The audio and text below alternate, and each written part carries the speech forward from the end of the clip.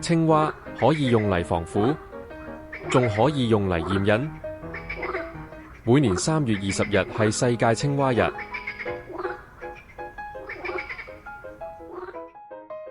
青蛙係屬於無尾目嘅動物。呢個無尾目聽落好似好高深，其實就係指一班冇尾巴嘅兩棲動物。青蛙係地球上最古老嘅動物之一，佢哋嘅祖先喺2億年前已經出現，見證咗恐龍時代嘅興衰。青蛙家族好大，裏面有好多唔同嘅成員，好似常見嘅田雞、牛蛙、樹蛙，仲有啲好似怪物咁嘅蟾蜍。雖然佢哋都係青蛙一族，但外表同習性都有啲唔同。例如樹蛙就中意住喺樹上，啲腳趾有吸盤，可以喺樹葉上跳來跳去，好似忍者咁靈活。而蟾蜍就中意住喺地下，皮膚粗糙，成日一副我好醜但我好溫柔嘅樣。生態。青蛙係兩棲動物，佢哋嘅蛙生好似一場大冒險，由水裏開始，再跳到陸地上。而呢個旅程嘅第一站就係蝌蚪階段。蝌蚪係青蛙嘅幼年形態，剛孵化出嚟嘅時候，佢哋只係一條條細細長長嘅小生命，住喺水裏，成日游來游去，好似迷你版嘅小魚。蝌蚪冇腳，只有條長尾巴，靠擺動尾巴喺水裏自由穿梭。佢哋嘅食物主要係水裏嘅藻類同細小嘅水生植物，有時仲會食啲微細嘅水生昆蟲。簡單嚟講就係食飽就瞓，瞓飽再食，生活好似好悠閒。不過蝌蚪嘅人生唔係單純游水咁簡單，佢哋會喺水裏生活一段時間，然後經歷一個叫變態嘅大改造。變態期間，蝌蚪會慢慢長出4條腿，先係後腿，再係前腿，同時佢哋嘅尾巴會逐漸縮短，甚至完全消失。內部器官都有大變化，例如原本用鰓喺水裏呼吸，會轉變成用肺呼吸，準備上岸生活。呢個過程好似一場身體嘅革命，時間長短視乎青蛙嘅種類同環境條件，一般由幾個星期到幾個月不等。完成變態之後，蝌蚪就變成小青蛙，正式告別水底世界，跳上陸地。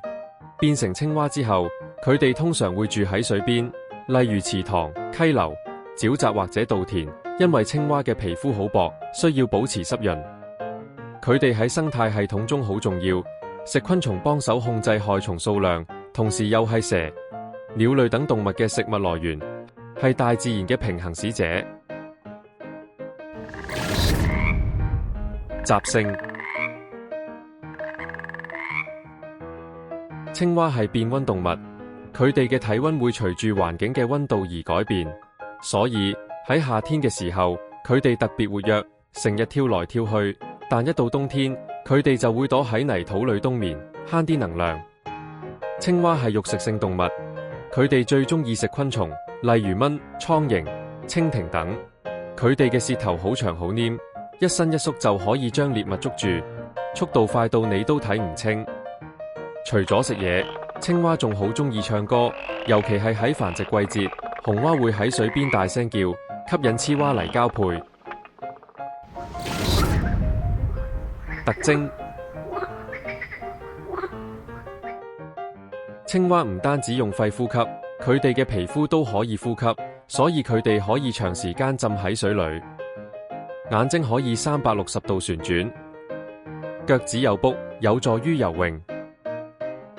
跳躍能力超強，有啲青蛙可以跳到自己身長嘅20倍遠。耳膜就喺眼睛後面，係一個圓形嘅薄膜，幫佢哋聽到聲音同埋平衡身體。頭部兩側有2個聲囊，可以產生共鳴，放大叫聲。有啲青蛙嘅皮膚可以分泌毒液，毒蛙嘅毒性超強，連獅子老虎都唔敢惹。仲有啲青蛙識得改變顏色，好似變色龍咁，幫佢哋隱藏喺環境中。冷知識。每年3月20日係世界青蛙日，專為青蛙而設嘅紀念日。呢個日子旨在提醒大家關注青蛙嘅生存危機，因為污染同棲息地破壞令青蛙數量大減。原來青蛙係大近視，佢哋係睇唔清楚靜止嘅嘢，主要靠獵物嘅動作嚟判斷位置。所以如果你企喺青蛙面前唔喐，佢可能完全唔知你喺度，以為你係一棵樹。相傳響雪櫃唔普及嘅年代，俄羅斯人會將活青蛙泡浸牛奶裏面，用嚟防止奶類變壞。有解釋係因為青蛙表皮嘅分泌物含有豐富嘅抗菌和抗真菌物質，能夠大大減緩牛奶變質嘅速度。青蛙可以驗孕？喺1950至60年代，驗孕棒未出現之前，人類用非洲爪蛙嚟驗孕，將女性尿液注入雌蛙體內。如果有懷孕激素，雌蛙會喺幾小時內產卵。呢個方法準確率竟然高達98%。